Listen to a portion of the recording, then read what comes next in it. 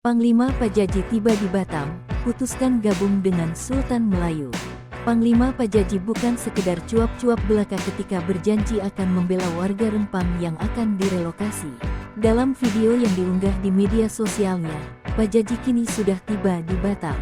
Ternyata sebelumnya, salah satu Panglima Dayak itu sudah memutuskan untuk bergabung dengan Sultan Melayu. Hal itu tampak dari unggahan milik Panglima Pajaji di akun snack videonya belum lama ini. Video itu pun lantas diunggah ulang oleh akun milik Totok Sugiarto di Twitter pada tanggal 17 September tahun 2023.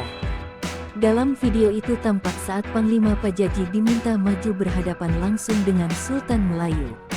Ia yang mengenakan pakaian khas Dayak itu pun diberikan selempang berwarna merah dan putih. Pemberian selempang itu pun sebagai simbol bahwa Dayak dan Melayu bersatu dalam memperjuangkan hak-haknya. Tak hanya Panglima Pajaji, ada pula Panglima Dayak lainnya yang ikut menghadiri pertemuan tersebut. Sama seperti sebelumnya, ia juga diberikan selempang serupa. Dalam update terbarunya di Facebook pada Senin, 18/9, Panglima Pajaji tampak sudah berada di rumah seorang warga di daerah Legong, Batam. Panglima Pajaji yang tampak bertelanjang dada itu pun sedang bersama beberapa orang warga dan sedang bersiap untuk makan bersama. Ia lalu memperkenalkan satu persatu 4 warga yang bersamanya. Dalam video tersebut, Panglima Pajaji juga menyematkan narasi untuk menegakkan keadilan.